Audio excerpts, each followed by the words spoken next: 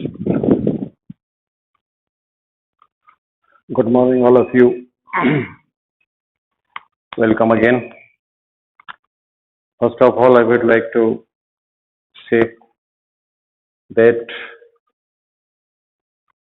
from theme second, जो theme second है आपका वो पूरा हो चुका है, कवर हो गया है. उसके क्वेश्चन आंसर जो पेज नंबर 48 पे हैं, 6 क्वेश्चन वो कंप्लीट अपनी कॉपी में कर लेना, ठीक है.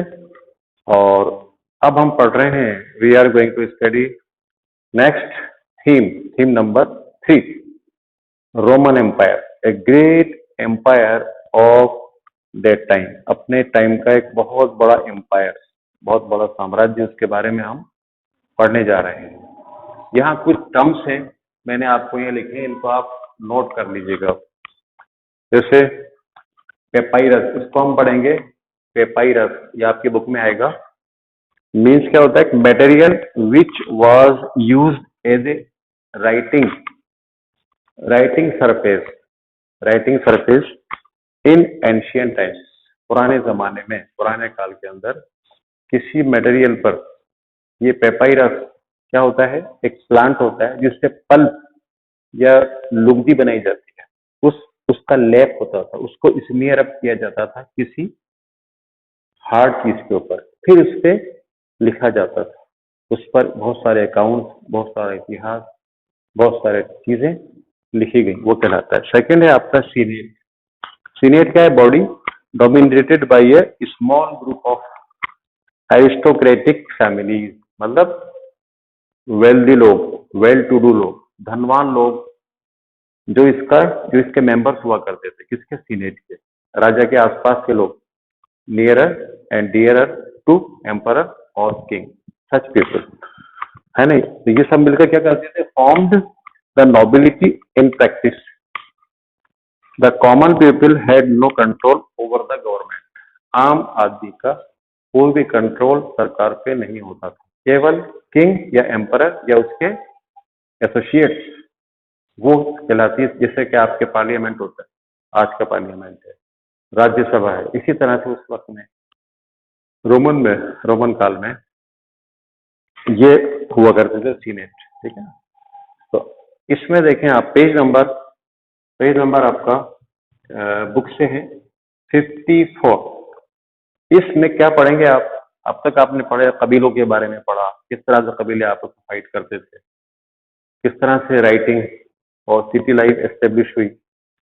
ये थोड़ा सा सिस्टमेटिक पार्ट है हिस्ट्री का, क्योंकि ये थोड़ा एडवांस एज है. इसमें आप देखिए क्या लिखा है? This time line between kingdoms and empire.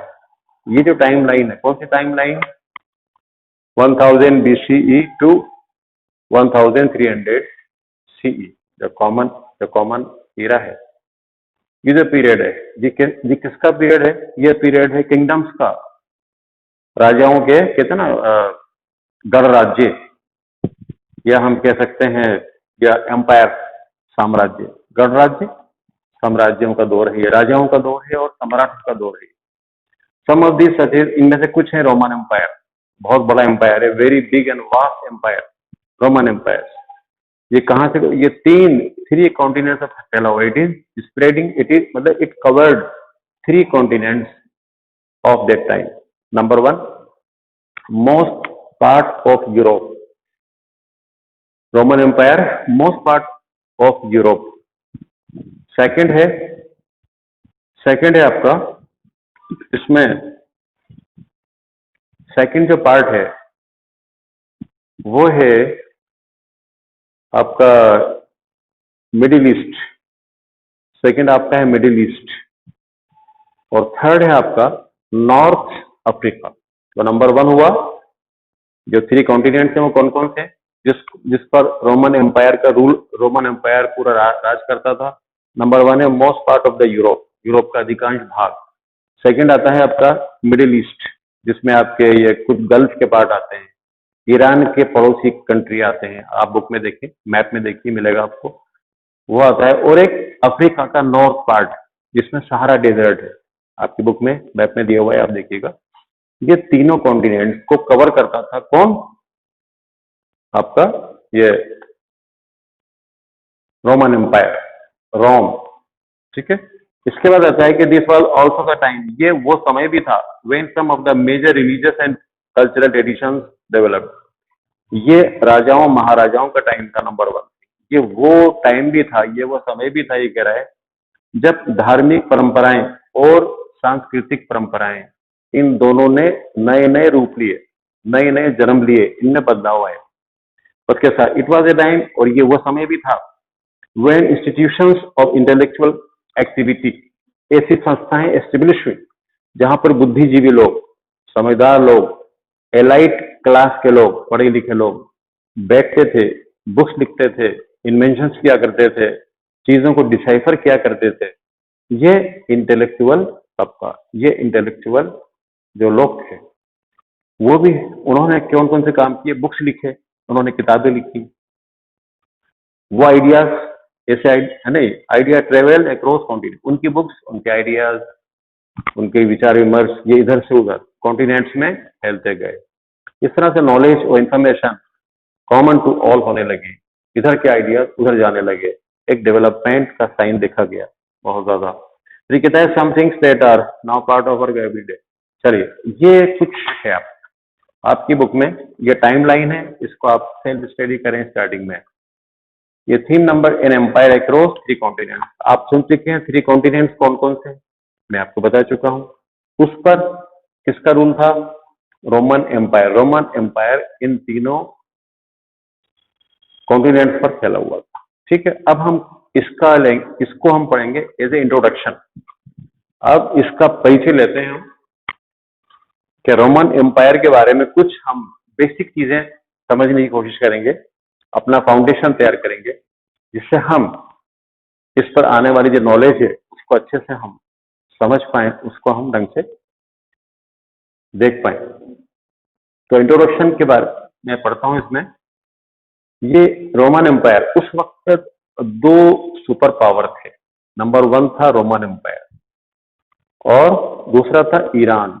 आज का जो ईरान है, ईरान सुपर पावर रहा है अपने दौर के अंदर, और एक रोमन एम्पायर। ये दोनों बीच में डिवाइड होते थे। जो एक रिवर पड़ी है आपने मेसोपोटामिया में, एक थी टिग्रीज, दूसरी रिवर थी यूफ्रेट्स। तो जो यूफ्रेट्स रिवर है उसके पास का जो फील्ड है, जो प्लेन है, मैदान है, वो डिवाइड करता है किसको, ईरान को। ईरान जो सुपर पावर था, और दूसरा ये जो रोमन एम्पायर है। बस एक तरह से एक दीवार बीच में है इस फील्ड की, बिल्कुल पड़ोसी हैं दोनों ये सुपर पावर अपने दौर के। इसके बाद आता है over the most of the Europe, ठीक है।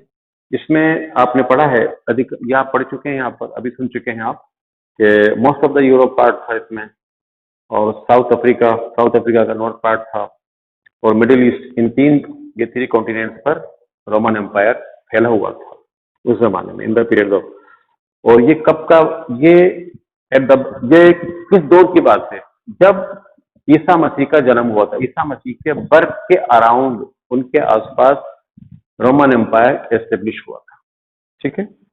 ये आप जाए, it means that these extended across 3 continents, the Roman and the Iranians.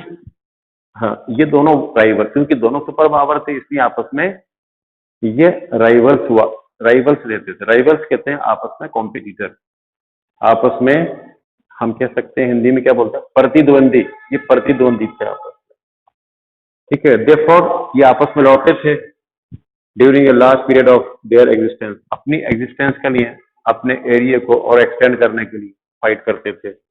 These empires were situated next to each other, ठीक है ना, दीज वर सेपरेट भी रहे, ये मैं आपको बता चुका हूँ। नेक्स्ट आता है, अब क्वेश्चन ये आता है कि ये रोमन एम्पायर का सोर्स ऑफ नॉलेज या सोर्स ऑफ इंफॉर्मेशन हमको कहाँ कहाँ से मिली।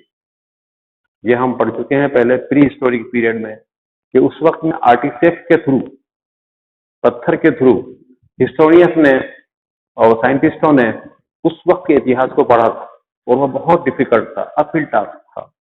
लेकिन इस टाइम, उसके बाद फिर मेसोपोटामिया है, उस वक्त से फिर जो क्ले टैबलेट्स थी, मिट्टी की जो कबेलू टाइल्स हुआ करते थे, उन पे लोग लिखा करते थे, वो डिस्कवर हुए हजारों की तादाद में, हजारों की संख्या में। उससे मालूम चला कि भाई राइटिंग और इस तरह से ये स्प्रेड होती।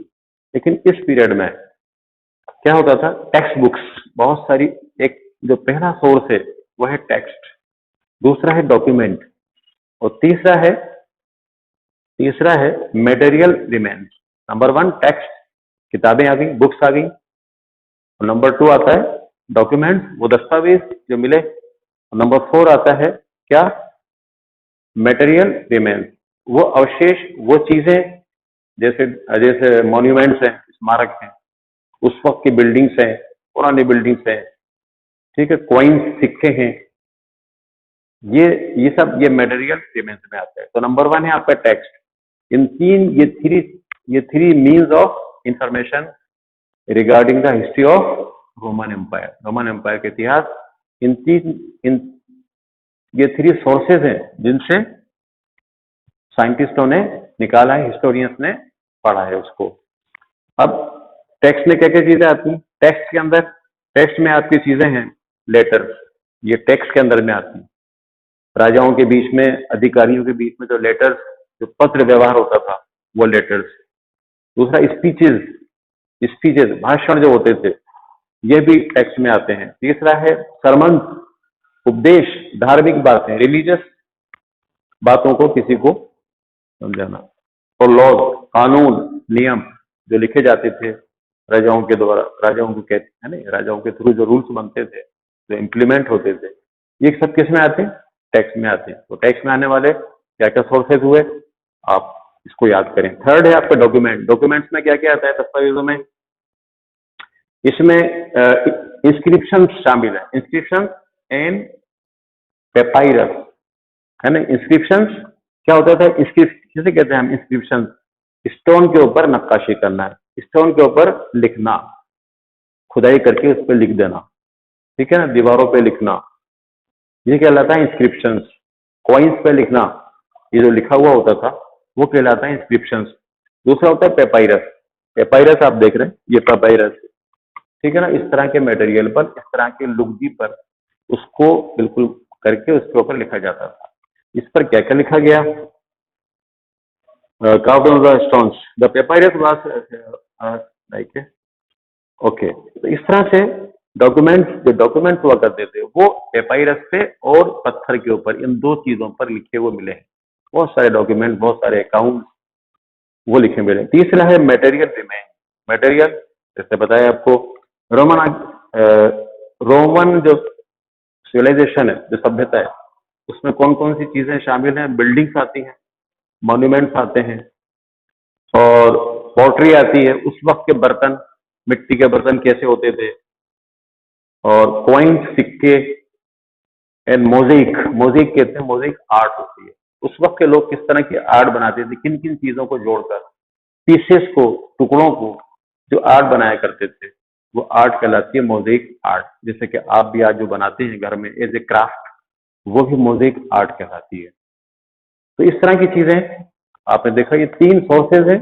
नंबर 1 टेक्स्ट है, नंबर 2 डॉक्यूमेंट है, और नंबर 3 मटेरियल रिमेन्स है। इसको आप याद रखें। यहां से रोमन एम्पायर के बारे में हिस्टोरियंस ने राइट अप किया है।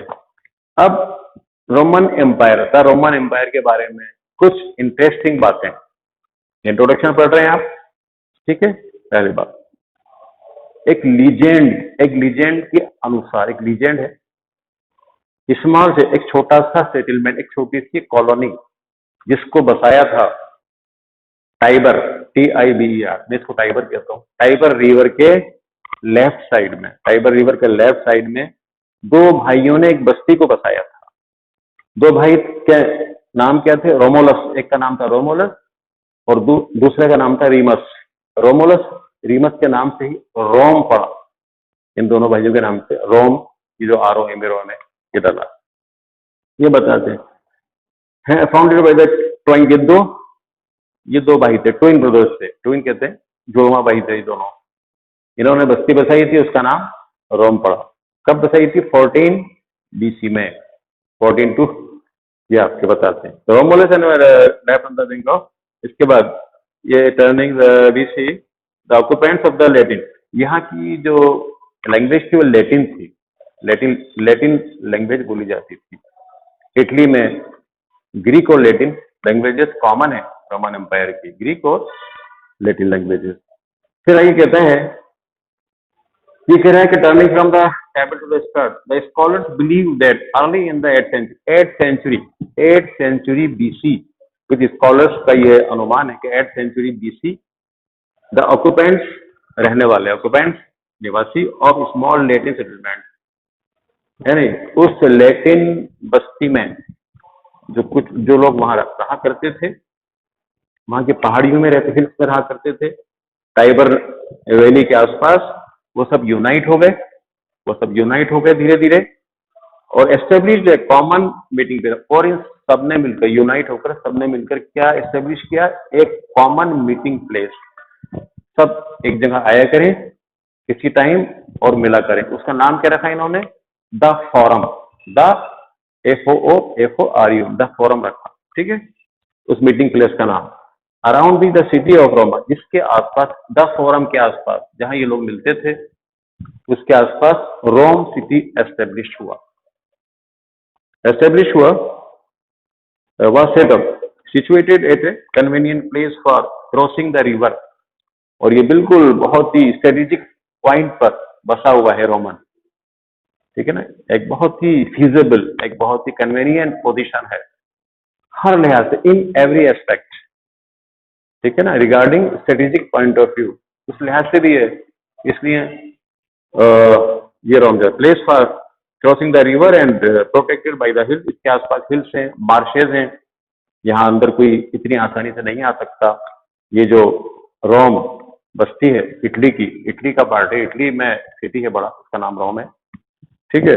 आसपास इसी जगह, जैसे आपका इंडिया नॉर्थ में आपके हिमालय है, इधर ये है, उधर वो है, समुद्र है, तो हम उधर की कंट्री इधर हमला नहीं कर सकती, इसलिए जो दिल्ली है हमारा कैपिटल है, वो क्या है, स्ट्रेटेजिक पॉइंट ऑफ व्यू से बेस्ट है। इसी तरह से जो रोम था, ये जो सिचुएशन थी इसकी भी अच्छी थी, ये बताते हैं।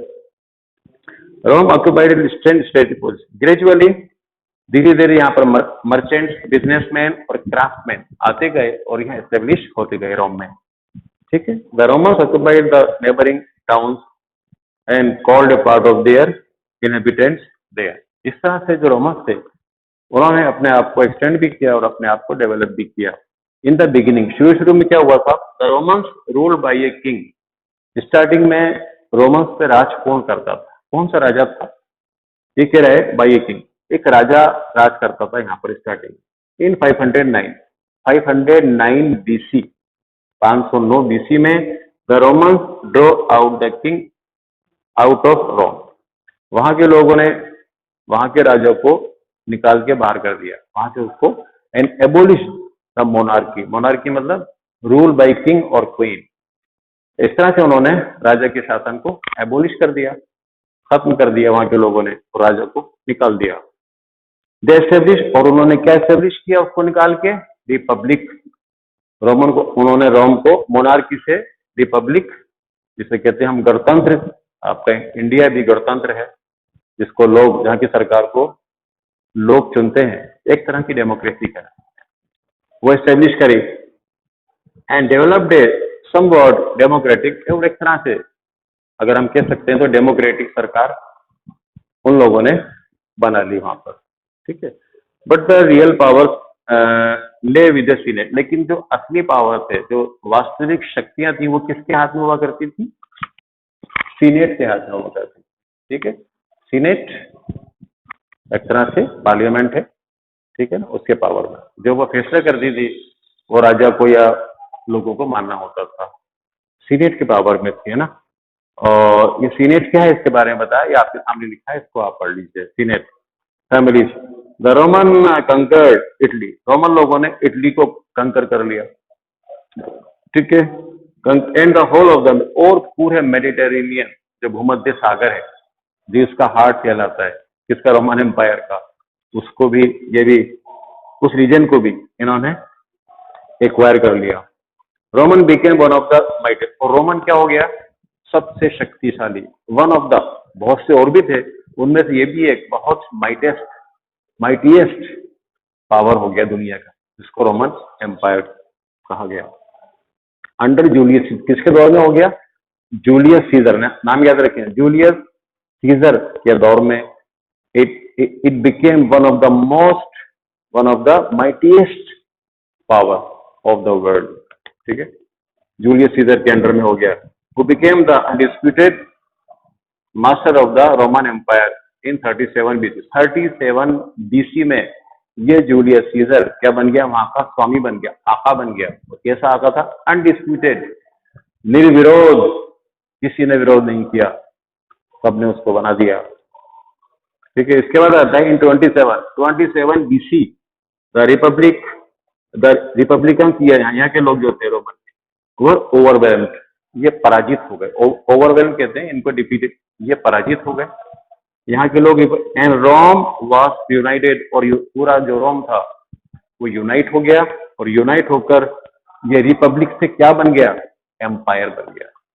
इस तरह से रिपब्लिक से ये एम्पायर बन गया, और यहाँ पर साम्राज्य, एक सम्राट राज करने लगा। डिफरेंट एम्पायर यहाँ पर आए, जिन लोगों ने रूल किया वो हम पढ़ेंगे इस लेसन में आगे। ठीक है, अब देखिए इसके बाद कहता है पॉलिटिकल एंड इकोनॉमिक इवोल्यूशन। किस तरह से रोमन एम्पायर का पॉलिटिकल और इकोनॉमिक, आर्थिक और राजनीतिक इवोल्यूशन, डेवलपमेंट हुआ। ठीक है, शॉर्ट में आप सुन लें। The Roman empire is generally broadly divided into two phases. जो पूरा जो रोमन काफी बड़ा जो एम्पायर था, ये 2 फेजेस में, 2 स्टेज, 2 भागों में इसको बांट दिया गया। पहला जो भाग था वो कहलाया, उसको कहा गया फर्स्ट, उसको कहा गया अर्ली फेज, और उसके बाद का जो पीरियड था वो कहलाया लेट फेज। इस तरह से इसको बांट दिया गया। ठीक है, इसके बाद आता है अर्ली एम्पायर। अर्ली एम्पायर का मतलब स्टार्टिंग, मतलब कौन कौन यहाँ पर एम्पायर रहे वो आप सुन चुके हैं। एक का नाम सुना आपने, जूलियस सीजर।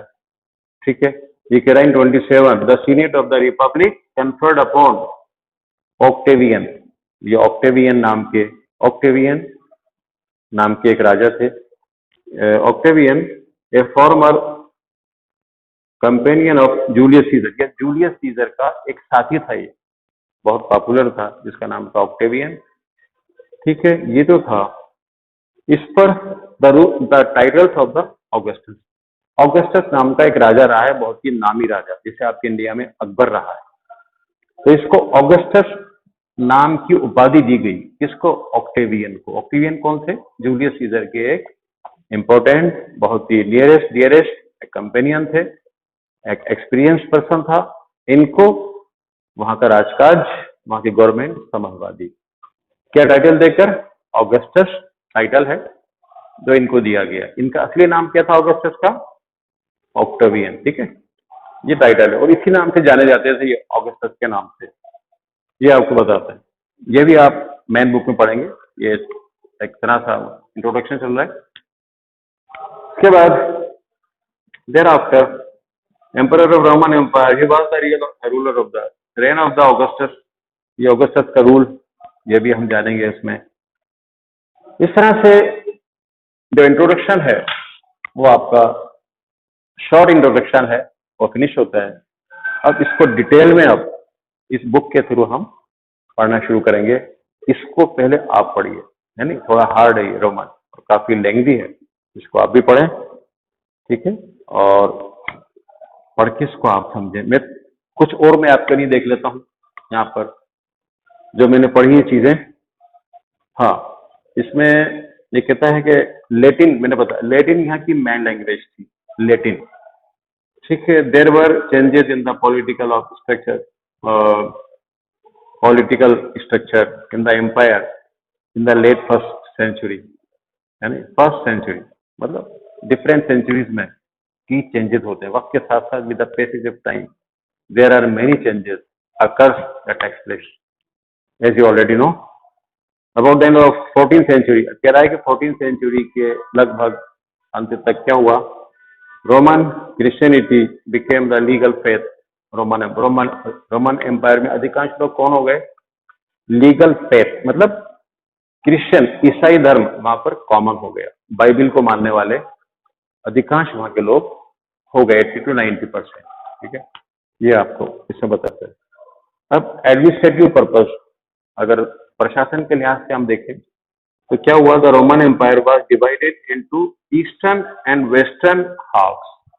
ठीक है, ये कह रहे हैं ईस्टर्न और वेस्ट, ईस्ट पार्ट और वेस्ट पार्ट इसमें डिवाइड कर दिया गया, क्योंकि ये बहुत बड़ा एम्पायर है ना, इसकी सुविधा के लिए कि लोग आसानी से राज कर सकें, ईस्ट और वेस्ट में इसको डिवाइड किया गया। ठीक है, डिवाइड किया गया, दो भागों में डिवाइड कर दिया गया। कब डिवाइड किया? 4th सेंचुरी में। 4th सेंचुरी में इसका डिवीजन हो गया, ईस्ट और वेस्ट में हो गया। ये कहते हैं कि neither present laws self measures of British.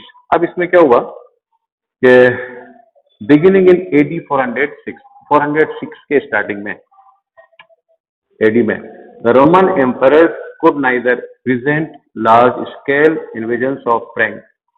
जो रोमन एम्परर थे कुड नाइदर प्रिवेंट, अब ये जो एम्पर ये नहीं रोक सकते थे किसके हमले, ये नहीं रोक पाए।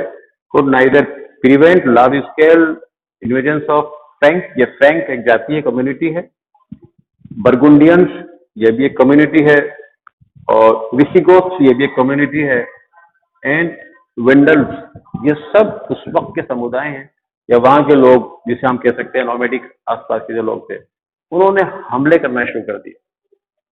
ठीक है, इन लोगों पर, और ये उनको नहीं रोक पाए। जिसमें स्पेन है, अरब है, यहाँ के जो लोग थे, nor the ultimate indignity of the sack of Rome by the barbarians in 400। इस तरह से यहाँ पर जैसे टाइम बढ़ता गया, लोग हमले करते गए, और धीरे धीरे 5th सेंचुरी आते आते 6th सेंचुरी आते आते रोमन एम्पायर बहुत वीक हो गया, बहुत कमजोर हो गया। फिर नेक्स्ट एम्पायर यहाँ पर राइज हुआ। ठीक है, वो अरब लोग थे। 17th century 16 to 17th century में अरब लोग, इस्लामिक लोग के जो लोग थे वो यहाँ पर आ गए। रोमन जो था वो सबड्यू हो गया।